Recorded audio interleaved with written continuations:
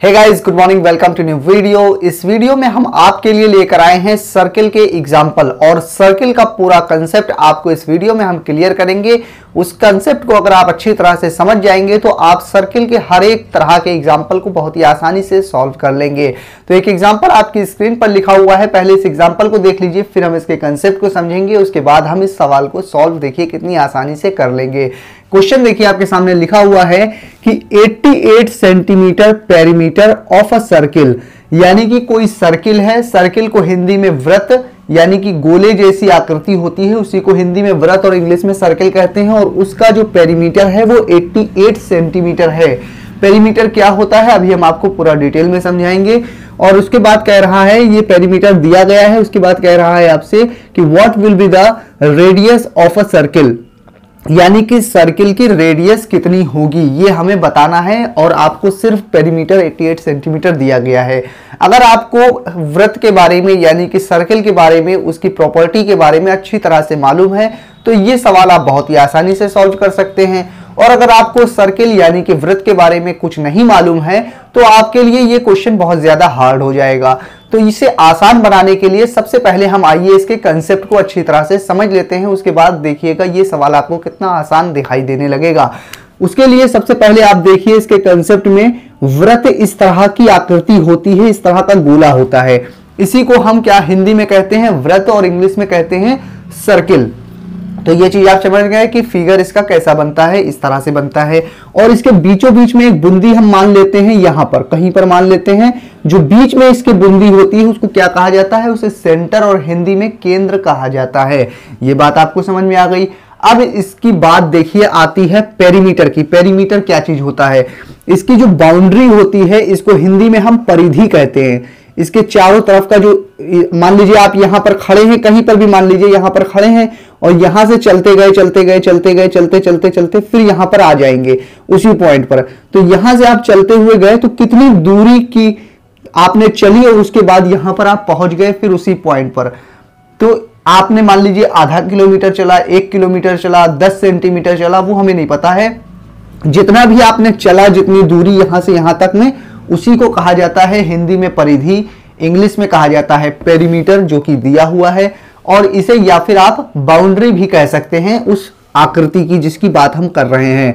तो इसके किनारे किनारे चलते जाइए, उसी को हम पेरीमीटर कहेंगे। पेरीमीटर आप समझ गए होंगे, हिंदी में परिधि कहा जाता है।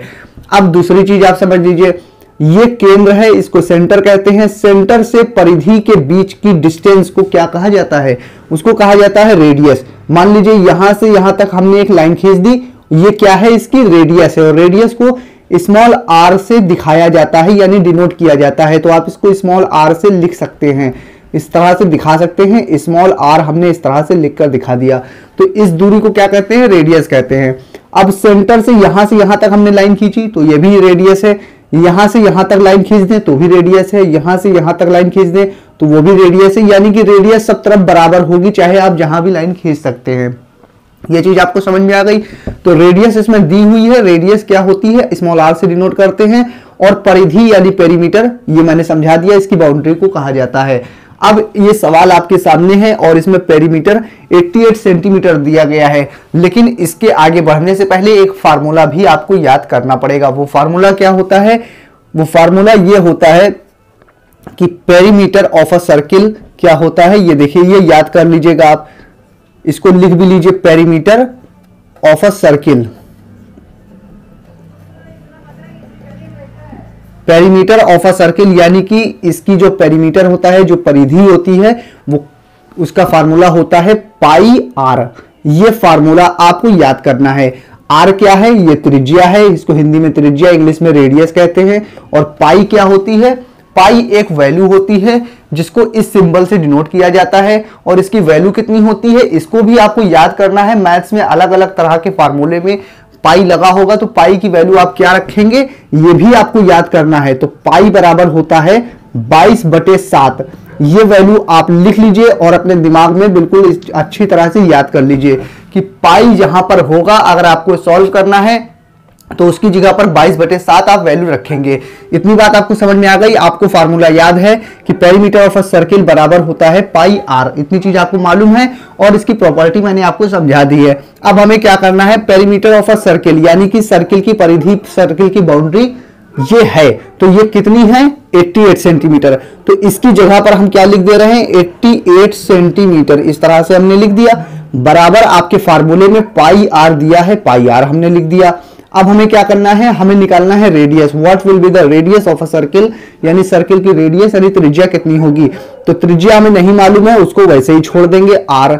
अब यहाँ पे पाई भी तो है, तो पाई की वैल्यू हमें मालूम होनी चाहिए जो लिखी है 22/7। तो यहाँ पर हम लिख देंगे 22/7 पाई की जगह पर हमने 22/7 आर लिख दिया। अब क्या करेंगे, इस वैल्यू को इधर ले आएंगे बराबर के इधर, यहां लिखा हुआ है 88 सेंटीमीटर। अब इसको जब इधर लेकर आएंगे तो क्या हो जाएगा, कैसे पलटता है नंबर ये देख लीजिए। यहां पे लिखा हुआ है 88 सेंटीमीटर, 7 देखिए नंबर में नीचे लिखा है, डिवाइड में लिखा है।